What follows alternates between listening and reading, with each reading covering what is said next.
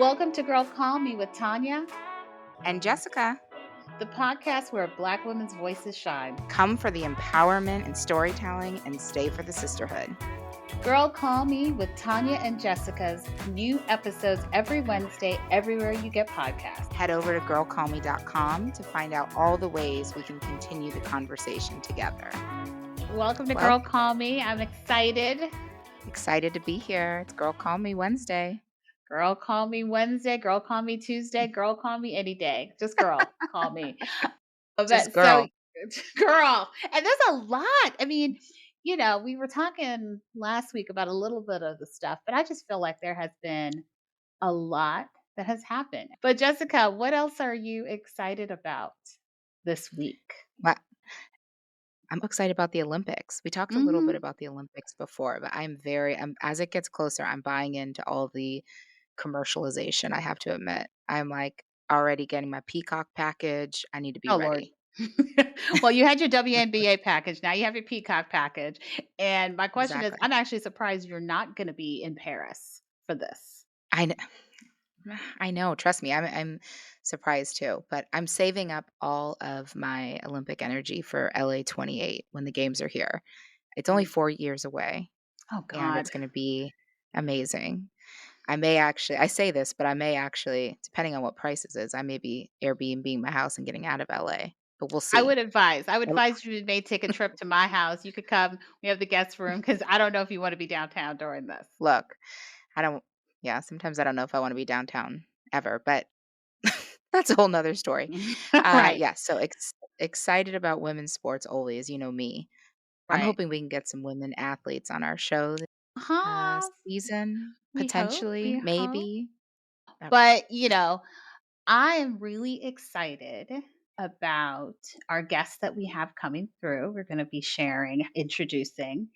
But before that, when you start comparing yourself to other people, you start playing this mental game where it's no longer you against you, it's you against the rest of the world. Yeah.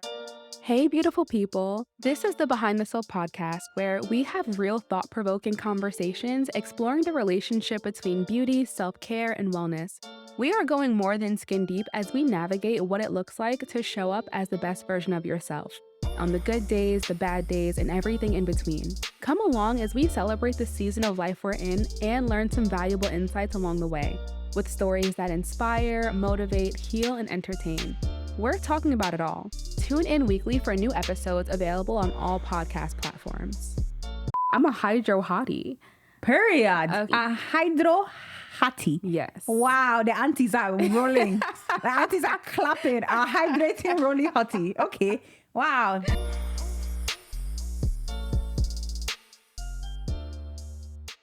let's talk about birth, babies, and beyond. From with two women who Hey, with not two no women birth who and ain't got no we don't know nothing about birth and no babies.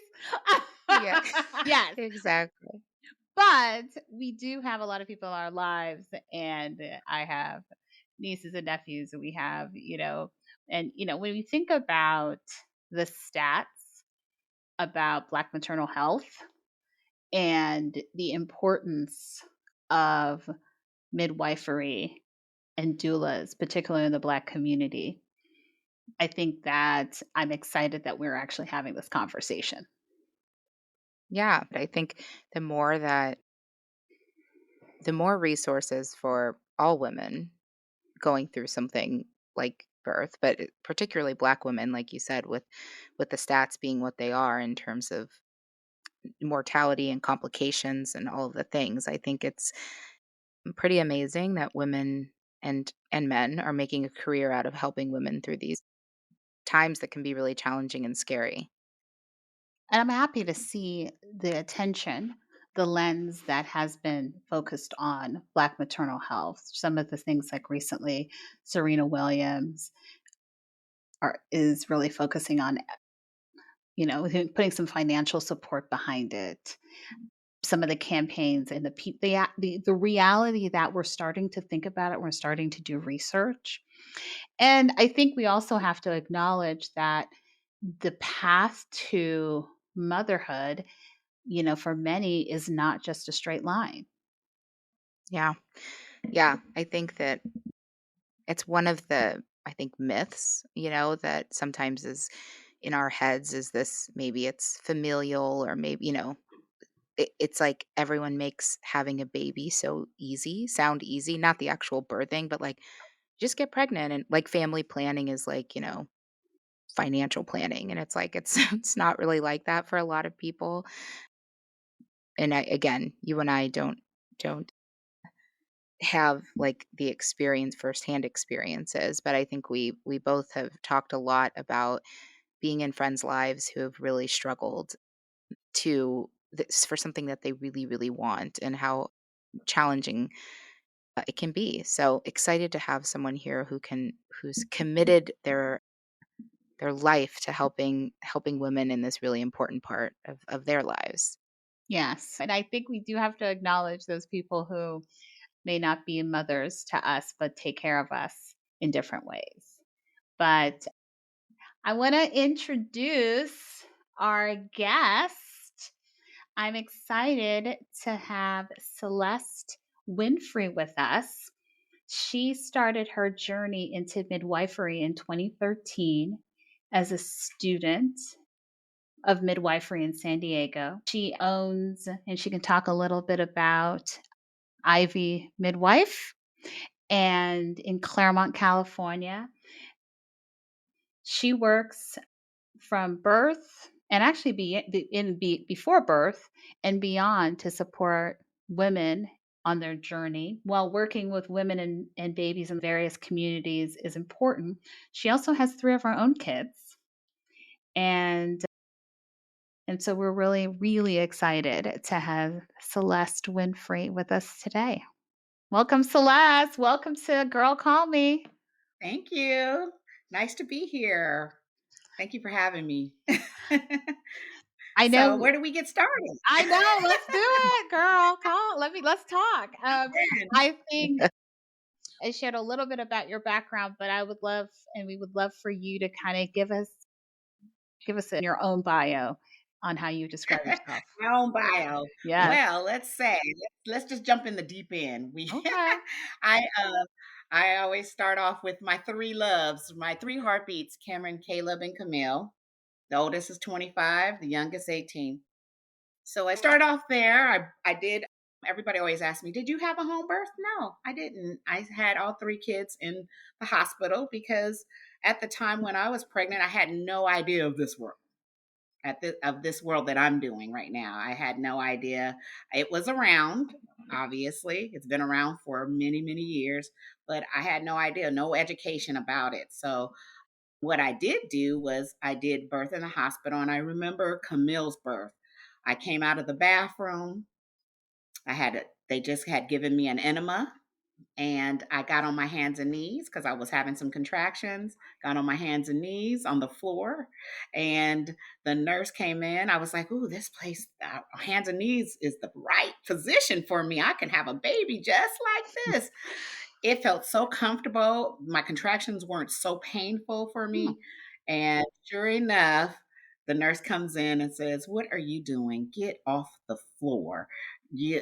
And I'm looking at her like, "What are you talking about? Like, this is the place. This is exactly where I should be at." And she was like, "No, get up." So I felt so defeated. I look back at that time and I remember sharing this story with a few other ladies and saying, I felt so defeated. I got back on the bed and I really felt like in my spirit, like this is not right. Like I don't feel comfortable birthing like this laying on my back.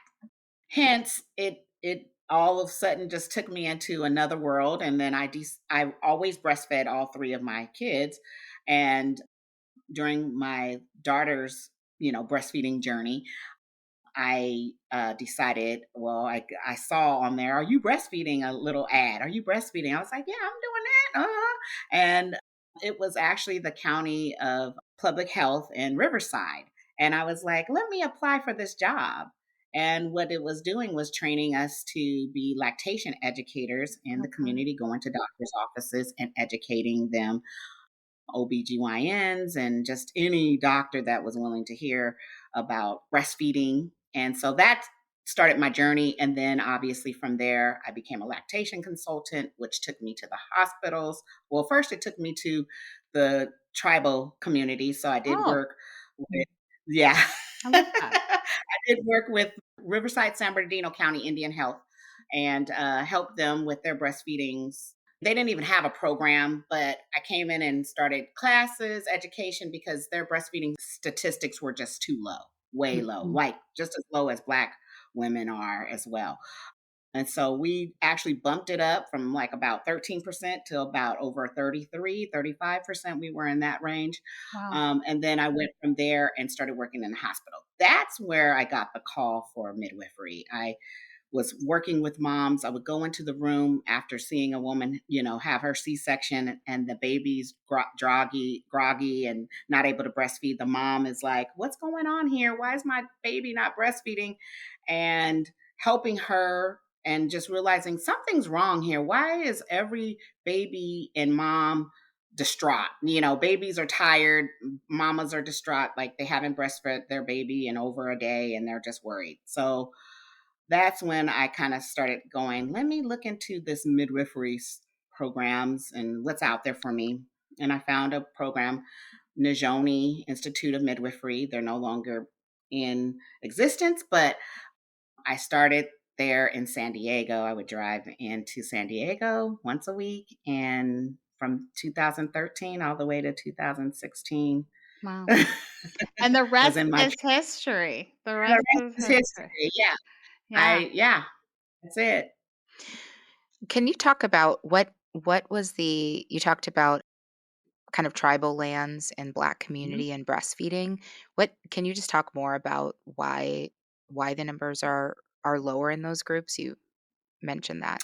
I think society, and then possibly there was like lack of support, Mm, lack of education, support out there. So it made it easier to just be like, you know what, it's hard for me. I just can't do this. And so there's probably not enough lactation educators that look like the indigenous Black woman that's out right. there. So, and then of course, maybe they didn't know where to look. Yeah. You have a practice.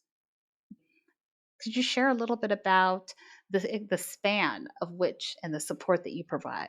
Yeah, well, I know we were going to talk about myths, so this is one myth. Actually, it was my first one. Women can only see midwives if they are pregnant. Is that true or not true?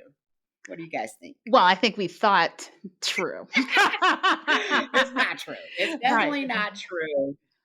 Midwives, we are like primary health care providers. So we basically can see women not only in pregnancy, but all stages of life. So basically, from teenagers to women expecting or experiencing menopause.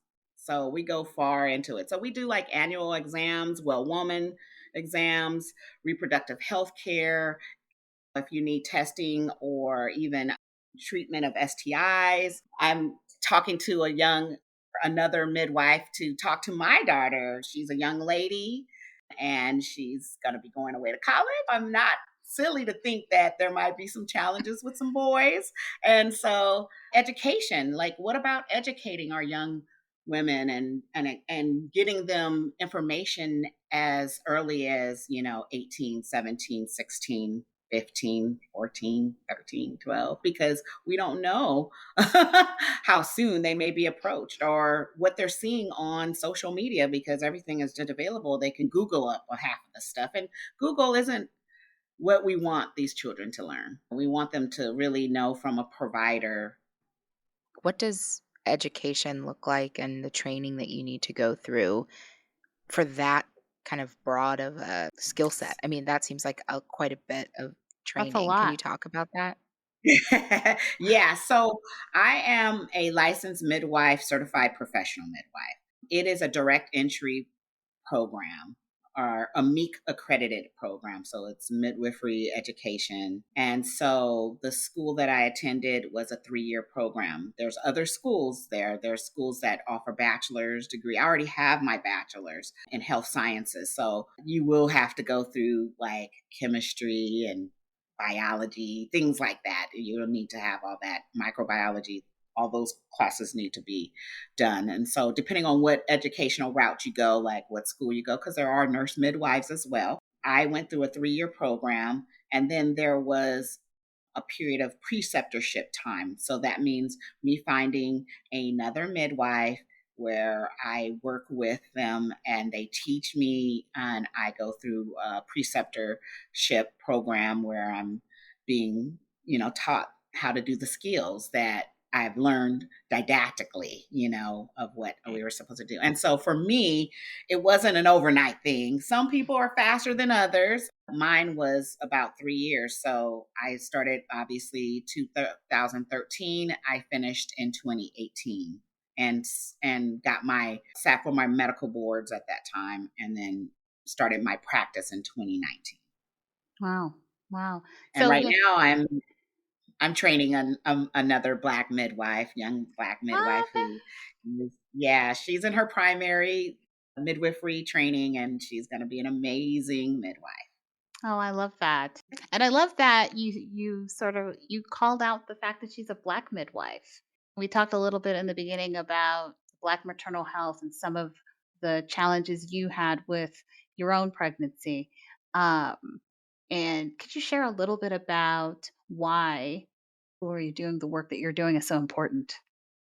Well, I mean, as you know, midwifery is different than anything I've ever, like, even when I was going through the doctors that I went, and I had really good OBGYN. So it wasn't like they weren't good. They were very, very good. But this care is basically personalized, individualized. It's for that particular woman. It doesn't lump you up like every other medical model. It doesn't say, look at like a disease and then let's try to fix that disease. It's definitely looking at the woman and herself. So it's understanding her socially, culturally, emotionally, spiritually, psychologically, and physical. It's not just like, okay, you are pregnant, so we're going to treat it just like this and we're going to check off these boxes. No, every woman is different. Everybody is an individual. What she may be going through in her pregnancy, it could be a plethora of things. So we don't want to treat it that way. So my appointments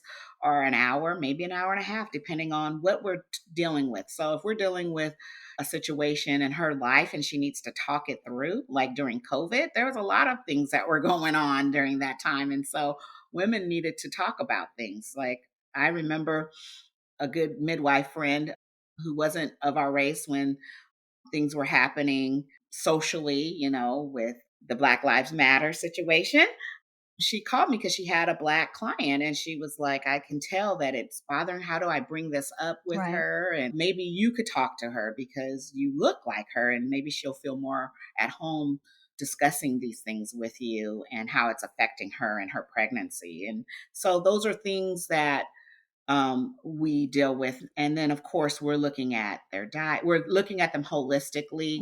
Obviously, we take low risk women. Let me just say that we're taking lower risk women, women who are healthy, who can stay within our care and stay that way. And we look at the dietary and their lifestyle, and we work at, improving those so we Yeah. can have low risk situations and not, enter into a high risk situation. This may get us to one of your myths, but can you talk about, just because as you start talking about kind of the different types of women you're working with, can you talk about the difference between what you do, what a doula does, what a coach does, like a birthing coach? Like, I think there's probably some confusion across like all three different things. That is another myth. Oh. I have it written down. Nice. I love And it. it I love does. it. The myth that says midwives and doulas are they the same thing? And no, we're not. We're not the same. Doulas provide physical and emotional support to women during labor. Okay. Basically, they are not clinicians or primary care providers. So, those of us who are primary care providers, midwives, nurse midwives, we're providing um, actual medical care to a woman during this time. And doulas are not providing medical care. And Okay. then there are childbirth educators. Some are RNs that are trained medically, but have decided, you know what, I'm going to be a childbirth educator and teach a class. I have a good friend. Her name is Angela Brown. She teaches hypno babies. She does hypno babies. Hypno And babies. yes, and she does an excellent class, childbirth education class. And a lot of my clients have taken it over the years and have been very successful because it allows them to mentally, you know, get their minds and their bodies ready for birth. Because when you have a when you have a home birth, Yeah. it's no medications, no, it's basically, natural without any epidurals, without any pain meds. It's all mama and baby. So you could have a midwife. You could also have a doula. You could also, in theory, have a coach and Childbirth education. a childbirth Yeah, I like advocate, them. and they could all kind of would you all like who's the team? Is that the team that you would have with you? So the team is this. I always say there's prep work, just like if you were getting married, some women hire people to help them, with the whole process.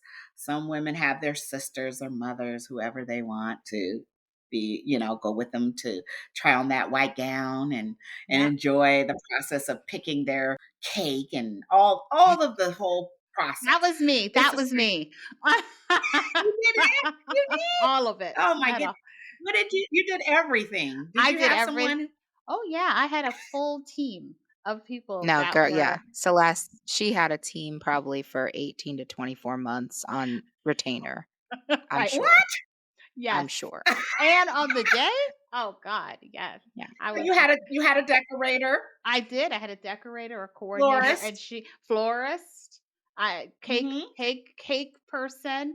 I had Yeah. the Baker. This is actual coordinator, and I had the Okay. actual the location that would work with the coordinate. Yes, it's all. And yeah. This and I saved and You had had it. to hire I look, had it you had to all. hire a And it was a so 3-day wedding. It was a 3-day wedding.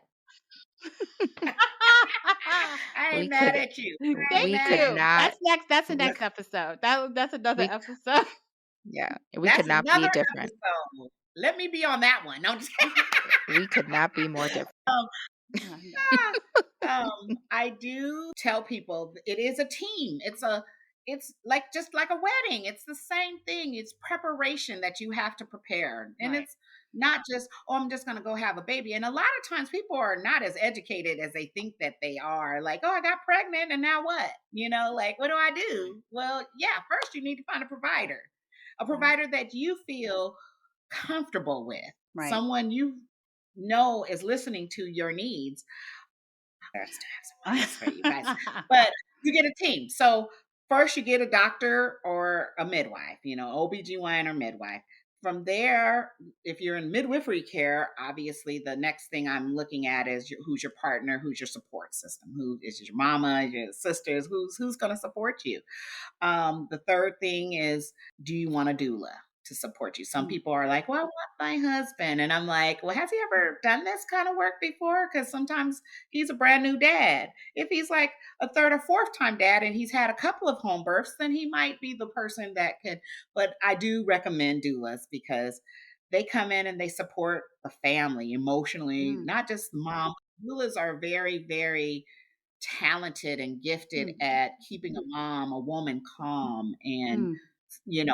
listening to her needs and knowing, hey, let's do this position, let's get on the toilet, let's put some Oh, aromatherapy, let's get okay. the lights down, let's put them, what I mean, like Right. let's make it look like how you would make a baby is Yeah. how a baby likes to come out. So Yeah. let's get it, let's set the ambiance, let's get that ready so it's a beautiful experience for you. The next team member might be, if a woman wants to document her birth, is I Mm. call them the silent birth team workers. Those are the birth photographers. Like, you had a photographer at your you had to have This somebody sounds out like there. a full team of people in my room. Sounds full of I love that you have a full birthing photographer. Love that. I love You that. can have a photographer or a videographer, or they may do both. Then there is the birth clinical provider team. So typically that would be like someone like myself, a licensed midwife or a nurse midwife, and there could be our assistants. So there's like I have a student who's in a primary role, or I hire another licensed midwife who comes and or a nurse midwife who comes and assists me, or a midwife assistant that's been trained. And so that would be the team if there was that team. So I never really typically go to a birth alone. I'm always have like a partner with me. Yeah, that sounds like it's a lot. I love it though. I love a I love a team. I love a staff. I Girl. love it. I'd be like, is there one person who can be there? How small can the team get? Would be my question. Yeah, we try to Um, keep it as small as possible because I tell women, when you're going into labor, like you really don't want. A lot of times, people are like in the dark corner, away from, if you see mammals having babies, they're not in direct contact. Like, look at me, I'm having a right, baby. right. They're all hold off somewhere. So the more people that comes in, it can slow the process down. And that's not what we want. We're not there for that. We're not there to be watching. So I usually try very much to tell them, let's get you need to be in active labor. You need to be active labor for before I'm arriving, not early. That's when you need to be sleeping, eating, resting, drinking as And much water as you can, And I love that hydration you and stuff. also think about that. It sounds like you're also looking at diets, you're looking at you making sure holistically that this Mhm. person is taken care of. Exactly. When when Exactly. when location comes into it, I mean, obviously some hospitals have birthing centers. I'm sure some people choose to do it in their homes. Kind of what's the range of places where you've held births before? So there are also birth centers as well, freestanding. So they're not associated with a hospital, but they stand alone and they're ran by either midwives or doctors that, hire midwives or whatever. I have done births in, kid you not, I've done in homes, I've done them in apartment complexes, studios, and even on tribal land in a yurt. Right. Oh, Wow. wow. Wow. We need to do this, and you will there be water, will there be electricity? So she had everything. It had Sure. a tub in there, and that's she had a birthing tub. It was set up for her to birth her family, her generation on this particular Wow. land. It was going to be like their birth hut. And so that's what she had a beautiful bed in there. And But I yeah, love we that would it's free. a whole entire generation was So what are some of the other myths you have that you about a midwifery that you wanted to share with us? Well, let's go. I think we did talk about the next one that I had was if I have a midwife, I have to have my baby at home. And in the hospital, there are nurse midwives. So that's a good thing because they could be attended by a nurse midwife. Not all hospitals, but some hospitals. So that would be something a woman would have to look into and find out. Like, hey, does this hospital have any nurse midwives?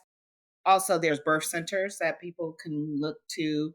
And then the lowest number, which is about 3%, is us home birth midwives that we take care of. But we don't just do home births. I mean, obviously, like I said, we are primary care providers. I have had clients who just did only prenatal care with me, just came in Mhm. and just said, I want to just do prenatal care with you. And also, we are trained newborn care specialists. So we see women all the way up to 6 weeks postpartum, maybe up to 8 weeks. Some people, some midwives, if they have time, may go longer than that. But I usually see 6 to 8 weeks and postpartum. So we're helping them with the breastfeeding, helping them get used to being at home with their babies and adjusting to this new role that they're in as a mom, as a woman. And what about do you do anything for like counseling for women who are going through fertility treatment and struggling with infertility? Yes, we do that as well. So reproductive, that's under the reproductive care that we do provide. There are some of us who will do IUIs with women. It's just all about like the training that we all received and or we know people who we could refer to. So even like you were saying the team, let's go back to that because it's not just us, but I also like my clients to see chiropractors. They're a part of the birth team. Oh, Acupuncturists could be part of the birth team. yeah. Um, mental health therapists, you know what I mean? Because Yeah. during the process of pregnancy, sometimes women can go through, life situations, a loss of a parent, a loss of something. I mean, anything like that can happen. Women probably need meals prep, so they might have someone who does that. That's part of the birth team when you think about the Birth whole team. process of it. Well, it's interesting when you think about a team and when you think about access and when you Hmm. think about what it takes to have someone like yourself and a team, as you describe, how do women who may not have the financial means have access to someone like yourself? Yeah, that is also one of my one of my things that one of the myths, and it was like saying using a midwife is cheaper than using a doctor. It's not true. The truth is, the midwives we spend way more time Yeah. with our clients. Like I said, we're an hour and a half into that. Yet, obviously some insurances pick up more for the doctors and they do some Yeah. then they do licensed midwives. Like my degree, it's all private pay, but Yeah. we do try to get insurances to reimburse us. So financially you have to pay. Yeah. It's hard. Like you have Yeah. and it is harder for women.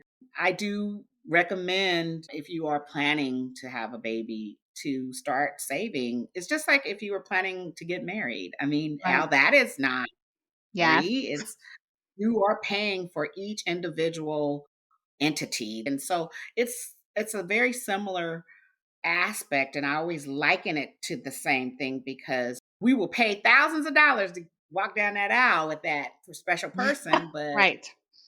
Right. when you're about to deliver the baby that you really want, it's just like a little difficult. We're like, well, that should be free, should that? It does bother me that insurances are not interested in looking at like the low risk women and saying, hey, we need a rider or something in our policies that will at least support them. Right. And so What are some of the challenges that you face as a Black woman working in this field? I think challenges could be based on personalities. So Yeah. I always tell clients, like, hey, I'm interviewing you like you're interviewing me. It's not just a one way. It's like we both have to kind of agree because this is a partnership where, I mean, it is definitely client patient, but it's also like, do we see eye to eye on how your care should be managed? And I think that would be I think the difficulty would be to for me also is the obstacles I would see is just having Black women. Like I had a Black woman call me earlier today. She's limited on funds and to have to turn her away because just like everybody else I need to get paid and yet I can't, so I have to give her to the resources that I know that are out there and see is there anybody who can help her, Right. and then I encouraged her, hey, there are doulas out there who could support you while you go into the hospital and have a baby because there are doulas now because Medi-Cal is helping pay doulas to take them into the hospitals. Also, IEHP, Molina, those kind of plans are providing that service for them. So I sent her some of the African American doula programs that I do know and said, contact them. Maybe there's Yeah. somebody who's in training who's offering their services for free. or Right. partial pay or something, just so that they can help. That was really difficult, and I felt so bad. And then then she was like, well, maybe I'll just do a free birth. And so there, and I told her that that is your choice, and you have the right to make those choices based upon what you are facing. And then maybe just educate. I just told her, educate yourself on everything that you do so that you are prepared for anything that happens. Yeah. What is a free birth? A free birth meaning that you're going to do a birth at home without Oh, any provider. oh, Or Oh, I was just thinking the wow. hospital. I was like, I'm thinking, I've now. So Oh, you heard wow. her. She said a hospital is not free. I did hear that. Wow. So some just by your. hospitals are not free. They will now come into your room and ask you, "Hey, can you give us a little bit of money Up front, right. up front?" Hmm. So, Wow. when you're faced with a potential client like that whose options are like they realize that they can't afford your services and they're going to need to say go to a hospital, do you, as part of your prenatal care, kind of do you work with them on, okay, here are things that you can do to advocate for yourself while you're in the hospital? I'm thinking back Yeah. to your story about you being on your knees and wanting to be in a certain position. Like, is that part of what you can offer too for folks?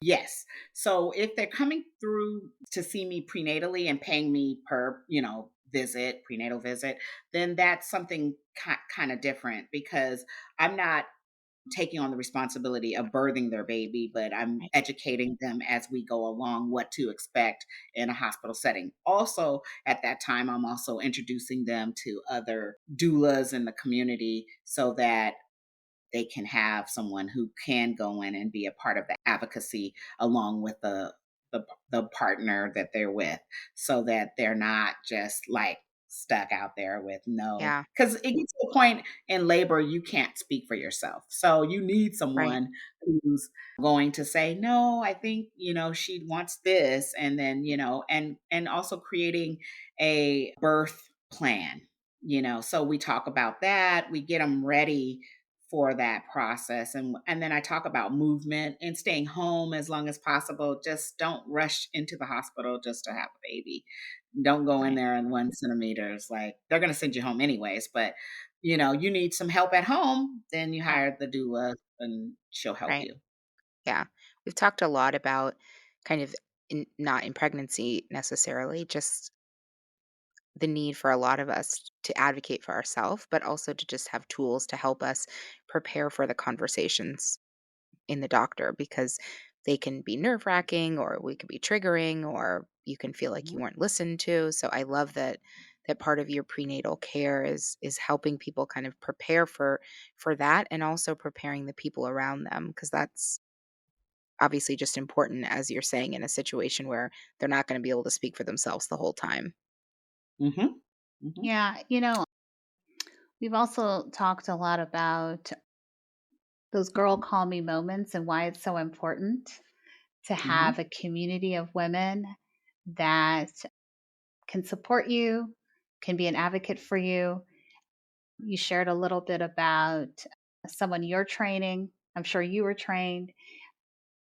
Would love to hear, your girl call me moments in your career. And as you spoke a little bit about it, how you're supporting the next generation. So we midwives, we have peer reviews. And also I have, when I went through school with a very small group of ladies that are like sisters. So I call them my sister midwives. And so we have a group chat and we talk about everything from Everything. everything. That's all I can say, like everything that you could think of. And our motto was like, nobody quits and nobody dies. That was our and we still say that to each other to this day. I'm like, you're not going to quit and you're not going to die right now. You know what I mean? We're going to get through this moment together, and we've gone through a lot, and it's been years. So we met in 2013, and we're still there for each other and supportive. And then also I have a peer review group that I do attend every quarter. Yeah. In that group, I've met a few ladies that we just bond and we talk. And so a lot of times we're calling each other up. Hey, have you ever seen this? I got this situation going with my client. And peer review is really good because it allows us to help one another, kind of like it's iron sharpens iron. We go through a situation, we need to be some sharpened, or we need to hear something. I mean, it has been eye-opening for me because I've learned so much that way. And especially if I'm stuck, like I don't know what to do and where to go. And do you guys know what's next? And so, yeah, we have those moments. And then, of course, having other team members like a chiropractor, and I know not just one, but several that I could call and say, hey, can I ask you a question? We have collaborations is huge for midwifery care. We have several OBGYNs we can call on and speak to and work with who will help us and does home births with twins and breeches. The episode is called Birth, Babies, and Beyond. Yeah. And it wouldn't be me. It wouldn't be me if I didn't have to ask that one question that's a bit What? beyond. And you mentioned a little bit, and I don't know if you do much of it, but you mentioned the perimenopause side of things and some of the work that you do on that end. Love to hear if that's, if you have clients that you work with for that.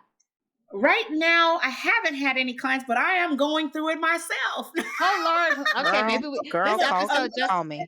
Girl, call us. Girl, call me. Call me. Be careful because Tanya will be calling you.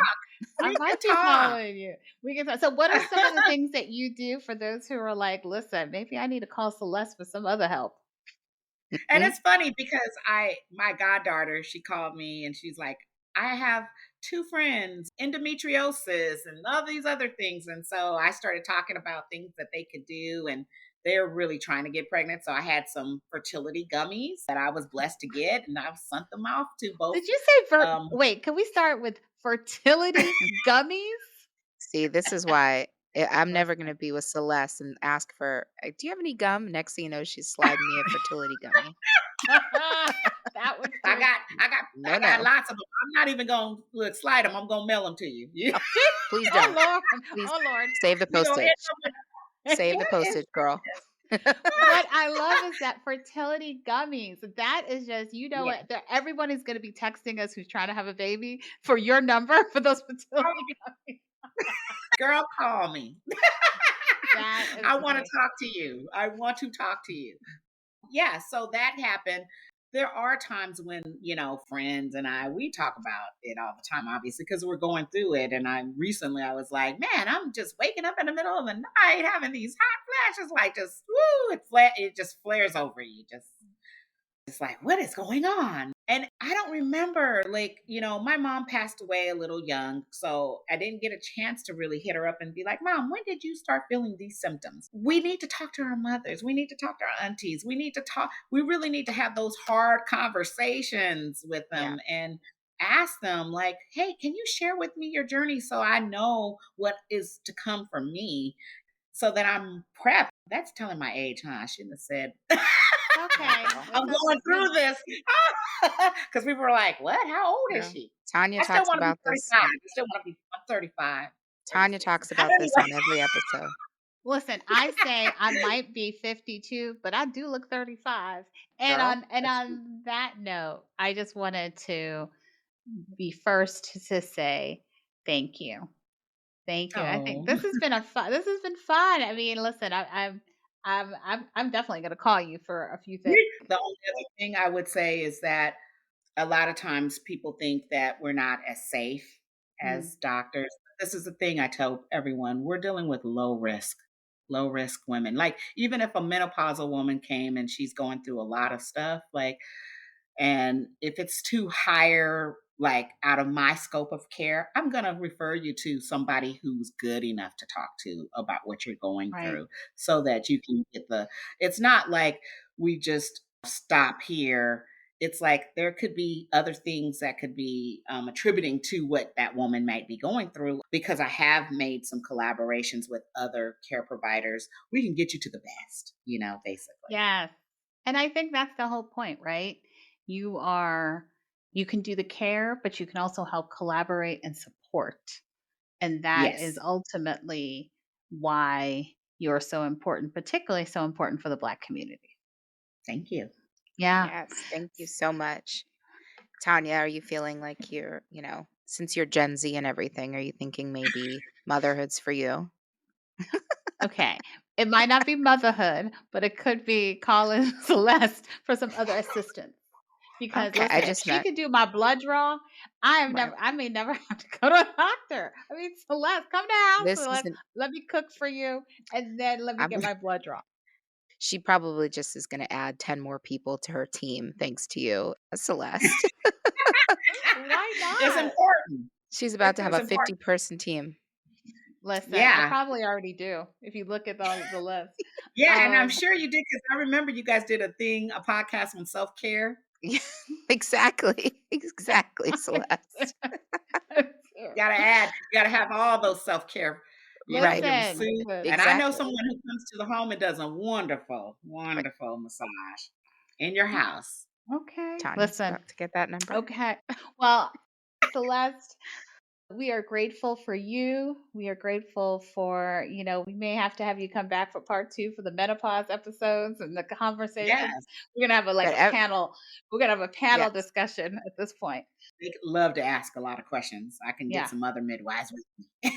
Yeah. Can I just add, but Celeste, what I appreciate so much about you is we've been talking to you for a while, but you take the work that you do with your clients so seriously that we have scheduled and found a time to fit in when you don't have something really important happening like a birth or someone about to give birth. So thank you so Mhm. much for making time for us, but I even more so like being so thoughtful about the clients that you're working with and the women whose lives you're a part of. You really Yeah. are putting them first, and that's amazing.